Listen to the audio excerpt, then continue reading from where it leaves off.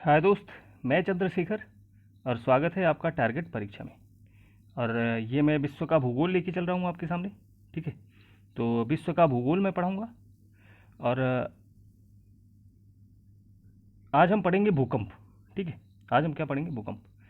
और इसके आज ये चौथा पार्ट है, और इसके पहले शायद पांचवा पार्ट है आज ये, या जो भी है चौथा या पांचवा होगा। इसके पहले आप जो आप वीडियो नहीं देखे हैं, और जाके प्लेलिस्ट में आप डाल दीजिएगा कि विश्व का भूगोल भाई चंद्रशेखर सर, और पूरा आ जाएगा। ठीक है, प्लेलिस्ट में जाके। तो आज हम भूकंप के बारे में पढ़ेंगे। ठीक, तो चलो सबसे पहले भूकंप वही होता है जो पृथ्वी के अंदर से, ठीक है, जब प्लेटों का टकराव होता है तो अंदर से जो कंपन उत्पन्न होता है वही भूकंप कहलाता है। ठीक है, तो सबसे पहले यहाँ से स्टार्ट करते हैं।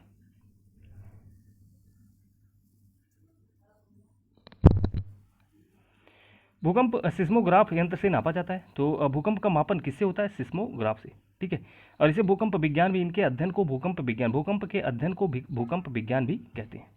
कह रहा है जिस जगह से भूकंप का कंपन प्रारंभ होता है उसे हम भूकंप मूल कहते हैं। ठीक है, और जहाँ सबसे पहले भूकंप पहुँचता है, ठीक है, पृथ्वी पर, उसे हम भूकंप केंद्र कहते हैं।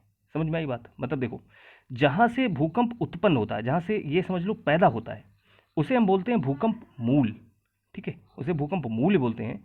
मूल जहाँ से पैदा होता है। और ये मान लो पृथ्वी है। ठीक है, ये मान लो पृथ्वी है। अब भूकंप इधर उधर चारों चारों चारों दिशाओं में जाएगा ना। अब चारों दिशाओं में जाएगा तो सबसे पहले भूकंप कहाँ पहुंचेगा? यहीं तो पहुंचेगा। ठीक है, क्योंकि सबसे पास में यही है। तो इसको बोलते हैं भूकंप केंद्र। ठीक है, इसको क्या बोलते हैं? इसको बोलते हैं भूकंप केंद्र। जिसे यहाँ दिखाता हूँ आपको, ये वाला आप देख लो, ये वाला मैप देखो आप। ठीक है, अब ये है, ये भूकंप यहाँ से पैदा हुआ। ठीक है, तो इसे बोला गया भूकंप मूल। अब देखो चारों दिशाओं में, यहाँ भी जा रहा है, यहाँ भी जा रहा है, ठीक है, यहाँ भी गया, यहाँ भी गया, यहाँ भी गया, लेकिन सबसे पहले कहाँ पहुँचेगा? सबसे पहले यहीं तो पहुँचेगा। तो जो भूकंप भूकंप पृथ्वी पर, ये पृथ्वी है पूरा। ठीक है, भूकंप पृथ्वी पर, भूकंप का वो हिस्सा जहाँ सबसे पहले पहुँचता है, पृथ्वी पर जहाँ सबसे पहले भूकंप पहुँचता है, उसे हम भूकंप केंद्र कहते हैं। ठीक है, ये धरातल है हमारा, और भूकंप सबसे पहले यहीं पहुँच रहा है, तो यहाँ पहुँच रहा है, तो ये भूकंप केंद्र हो जाता है, और ये भूकंप मूल हो जाता है। बहुत ज़्यादा इंपॉर्टेंट है। पूछता है भूकंप मूल और केंद्र में अंतर क्या है? ठीक है, तो आप बता सकते हो। भूकंप मूल वो होता है जहाँ से भूकंप उत्पन्न होता है। भूकंप केंद्र वो होता है जहाँ पृथ्वी पर सबसे पहले पहुँचता है, उसे केंद्र बोलते हैं। ठीक है, आगे चलते हैं। अब देखो, भूकंप जो होते हैं तीन प्रकार के होते हैं। ठीक है, तो तीनों प्रकार को हम पढ़ेंगे। सबसे पहले हम जान लें कि मतलब वो तीन प्रकार हैं कौन से। तो भूकंप तीन प्रकार के होते हैं, एक पी, और एक एस, और एक एल। पी मतलब प्राथमिक तरंग, एस मतलब सेकेंडरी या द्वितीय तरंग, एल मतलब लॉन्ग वेव या लब वेव बोलते हैं। ठीक है, तो भूकंप अगर पूछ लेगा कितने प्रकार के होते हैं भूकंप, करंट, ये जो धारा होती है कितने प्रकार के होते हैं? तीन प्रकार के होते हैं। ठीक है, तो उन्हीं तीन प्रकार को आज हम पढ़ेंगे। तो सबसे पहले हम पी को पढ़ते हैं। ठीक है, पी मतलब प्राथमिक तरंग। प्राथमिक तरंग मतलब पी तरंग, राइट। तो मतलब प्राथमिक तरंग क्या होता है, पी तरंग क्या होता है? पी तरंग इसलिए बोलते हैं क्योंकि यह पृथ्वी पर सबसे पहले पहुंचता है। ठीक है, पृथ्वी पर सबसे पहले पहुंचता है, और इसे प्राथमिक तरंग भी बोलते हैं। तो चलो देखते हैं। कह रहा है भूकंप तरंगे इसका सर्वाधिक वेगवान होता है। ठीक है, सबसे इसका वेग सबसे तेज होता है। 8 से 14 किलोमीटर प्रति सेकंड की दर से यह दौड़ती है। ठीक है, 8 से 14 किलोमीटर प्रति सेकंड की दर से यह पहुंचती है, और सिस्मोग्राफ स्टेशन पर सबसे पहले पहुंचती है। ठीक है, मतलब पृथ्वी पर पहले, सबसे पहले कौन सी भूकंप पहुंचती है? तो प्राथमिक, इसीलिए इसे पी तरंग या प्राथमिक तरंग कहते हैं। और इसका वेग सबसे अधिक होता है। ठीक है, सबसे अधिक मतलब 8 से 14 किलोमीटर प्रति सेकंड। दूसरा, ये ठोस, द्रव और गैस तीनों अवस्थाओं में यात्रा कर सकती है, मतलब दौड़ सकती हैं।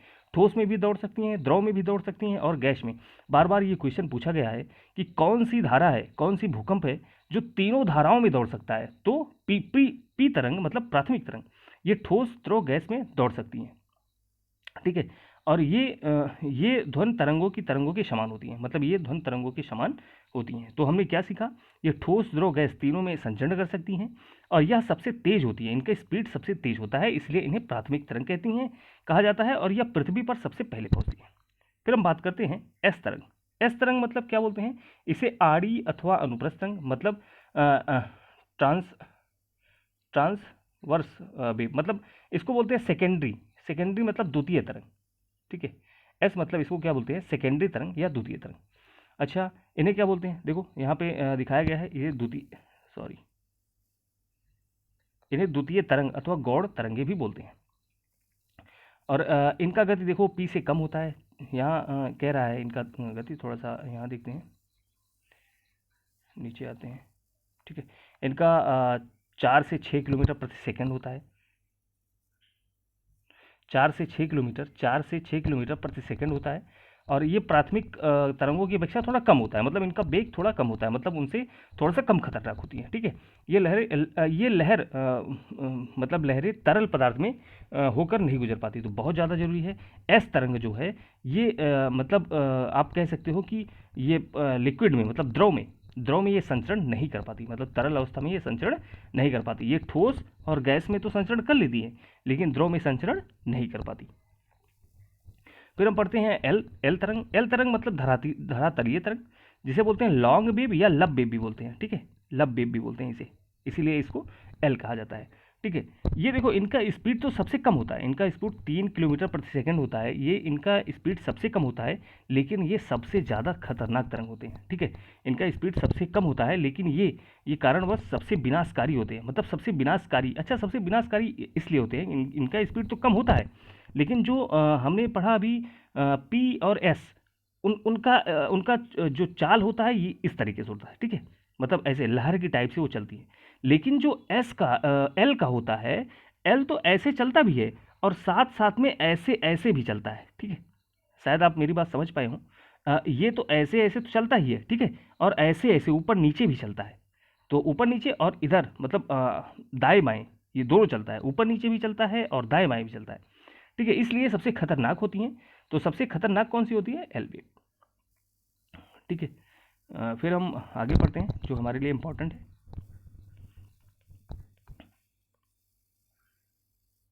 ये हम देखते हैं, कह रहा है भूकंप अधिकेंद्र भूकंप मूल से कितने डिग्री का कोण बनाता है, तो हमेशा 90 अंश का कोण बनता है। क्यों? क्योंकि भूकंप मूल से सबसे पहले पृथ्वी पर पहुंचता है भूकंप केंद्र पर, तो ये जो होता है ये 90 अंश का ही कोण बनता है, ठीक है, 90 अंश का कोण बनता है। और कह रहा है किन भूकंपीय तरंगों का प्रभाव मकान ऊपर उठने और नीचे धंसने लगते हैं, तो एल वेव, ठीक है। तो एस तरंगों से मकान ऊपर उठने और नीचे धंसने लगते हैं, ये आपको याद रखना है, ठीक है। सबसे ज़्यादा जो भूकंप आती है वो एस तरंग ही आती है, मतलब 40% मतलब एस तरंग ही आती है, ठीक है। फिर अगर हम बात करें कि एल तरंग, ये इतना इंपॉर्टेंट नहीं है। पी और एस किस प्रकार की तरंगे हैं, तो भूगर्भिक तरंगे हैं, ठीक है, भूकंप के नीचे से उठती हैं। तो ये भूकंप के मतलब सॉरी जमीन के नीचे से उठती हैं, भूगर्भिक है। लेकिन एल तरंग ये धरातलीय तरंग होता है, मतलब धरातल पे चलता है। तो अगर पूछ लेगा धरातल पर चलने वाला तरंग कौन सा है, तो एल। और पी और एस भूगर्भीय, मतलब अंदर अंदर चलती हैं, ठीक है। ये यहाँ देखते हैं, कुछ इंपॉर्टेंट है परीक्षा की दृष्टि से। कह रहा है वायुमंडल में किस गैस की अधिकता, भूकंप देखो भूकंप आने से पहले वायुमंडल में रेडान गैस की अधिकता हो जाती है, रेडान गैस ज़्यादा मात्रा में फैलने लगता है। तो ये इसीलिए हम पता लगा लेते हैं कि मतलब देखो लगभग 30 सेकंड पहले पता चल पाता है कि भूकंप आने वाला है। तो यही रेडान गैस, जब रेडान गैस की अधिकता हो जाती है तो उसी से पता चल जाता है। बस आप इतना याद रखो, भूकंप आने से पहले कौन सी गैस वायुमंडल में अधिकता हो जाती है, तो रेडान गैस, ठीक है। कह रहा है कौन सा ठोस में सर्वाधिक होती है, तो पी तरंग संवेग सबसे तेज होती है, ठीक है। कह रहा है कि कौन सी भूकंप तरंग तरल पदार्थ में लुप्त हो जाती है, मतलब तरल में नहीं चल पाती, तो अभी हमने पढ़ा एस तरंगे वो तरल पदार्थ में नहीं चल पाती हैं। फिर यहाँ पूछ रहा है कि किस तरंगों का प्रकाश अथवा जल तरंगों की गति होती है, तो एस तरंगों की होती है, ठीक है। सबसे कम गति वाली किंतु सबसे विनाशकारी भूकंप कौन सी होती है, तो एल, ठीक है। इसका गति सबसे कम होता है लेकिन सबसे विनाशकारी होती है, कौन सी, एल। फिर यहाँ बात करें पृथ्वी के ऊपरी भाग पर भ्रमण करने वाली एल, देखो ये धरातलीय इसीलिए कहा जाता है क्योंकि ये धरातल पर ही चलती है, मतलब ऊपरी भाग पर ही चलती है, ठीक है, कौन, एल, लॉन्ग वेव। फिर यहाँ बात कर रहा है कि चट्टानों के कणों के संपीड़न से होता है, तो पी तरंग, ठीक है, पी तरंग अंदर से ही उठता है। और हम देख लेते हैं क्या इंपॉर्टेंट है। और यहाँ ये साधारण भूकंप कह रहा है कि जो होता है 50, उतना इंपॉर्टेंट है नहीं, उसको जाने दो। अब देखो ये भूकंप जो पेटियां बटी हुई हैं ये लगभग 3 पार्ट में बटी हुई हैं, ठीक है, तो 3 भाग में बटी हुई हैं। तो उन तीनों भागों को हम समझते हैं। तो चलो सबसे पहले हम यहाँ खोलते हैं, पहला जो भाग है 3 पेटियों में बटी हुई है, ठीक है। तो भूकंप का देखा जाता है, भूकंप मतलब कितने पार्ट में बटे हैं, तो 3 पेटियों में भूकंप को बांटा गया है। सबसे पहले पेटी क्या है, इसको बोलते हैं प्रशांत महासागरीय तटीय पेटी। तो प्रशांत महासागर का तटीय भाग, ठीक है, यहाँ 63% भूकंप आते हैं। तो सबसे ज़्यादा भूकंप देखो, सबसे अभी हमने ज्वालामुखी में भी पढ़े थे हम लोग कि ज्वालामुखी सबसे ज़्यादा कहाँ आते हैं, रिंग ऑफ फायर, ठीक है, प्रशांत में निकला। तो वही वही कह रहा है कि सबसे जो विस्तृत भूकंप आते हैं, सबसे ज़्यादा भूकंप कहाँ आते हैं, तो प्रशांत मेखला में आते हैं। लगभग पूरा 63% भूकंप यहीं आते हैं, ठीक है, प्रशांत महासागर के किनारे यहीं सबसे ज़्यादा ज्वालामुखी उद्गार होता है और यहीं सबसे ज़्यादा भूकंप भी आते हैं। तो ये आपको याद रखना है, ठीक है, जिसे हम रिंग ऑफ फायर भी बोलते हैं। तो वही वाला भाग है, ये बता रहा है इसके अंतर्गत कैलिफोर्निया आता है, अलास्का आता है, जापान आता है, फिलीपींस आता है, चिली, ठीक है। फिर बस इतना याद रखना है कि सबसे ज़्यादा भूकंप किस पेटी में आता है, तो प्रशांत मेखला में। फिर हम बात करते हैं मध्य महाद्वीपीय पेटी, ठीक है, मध्य महाद्वीपीय, जो महाद्वीप बीच में है, ठीक है। तो वहाँ भी भूकंप आता है, 21% भूकंप, ठीक है, वहाँ कितना परसेंट होता है, 21% भूकंप आता है। और भारत मध्य महाद्वीपीय पेटी में पाया जाता है। बस आपको इतना याद रखना है इस मध्य महाद्वीपीय में भारत किस भूकंप पेटी के अंतर्गत आता है, तो भारत मध्य महाद्वीपीय पेटी के अंतर्गत आता है, ठीक है, क्योंकि भारत मध्य में ही है, ठीक है, तो मध्य महाद्वीपीय पेटी के अंतर्गत, बस ऐसे आप याद कर लो। फिर यहाँ हम देख लेते हैं, कह रहा है रेक्टर स्केल। यहाँ क्या है कि जो भूकंप का मापन किया जाता है वह रिक्टर स्केल पे किया जाता है। इसकी तीव्रता 0 से 9 तक होती है, ठीक है, 0 से 9, और प्रत्येक बिंदु दूसरे बिंदु की तीव्रता का 10 गुना अधिक हो जाता है। मतलब अगर मान लो 5 का भूकंप आया, 5 रिक्टर स्केल पैमाने का भूकंप आया, जब छठवां आएगा तो इसका 10 गुना हो जाएगा, ठीक है, मतलब हर बार 10 गुना बढ़ता जाएगा। तो ये पूछता है कि कितने अंक दर्शाए गए हैं, 0 से 9 अंक दर्शाए गए हैं। लेकिन अगर वहीं हम बात करें कि मार्केली स्केल पर, तो ये 1 से 12 तक, लेकिन इसको सर्वाधिक मापन, भूकंप की तीव्रता का सर्वाधिक मापन रिक्टर उतना सहायक नहीं माना जाता जितना वो माना जाता है। तो 109 के सहारे किया जाता है, जो भूकंप नापा जाता है वो 1 से 9 के सहारे किया जाता है, ठीक है। पैमाने का आविष्कार 1935 ईस्वी में अमेरिका के चार्ल्स फ्रांसिस रिक्टर ने किया था, इसलिए इनके नाम पर रिक्टर पैमाना पड़ा हुआ है, ठीक है। तो खैर उसको नहीं, अब एक और मेरा बचा है, तो मध्य अटलांटिक पेटी।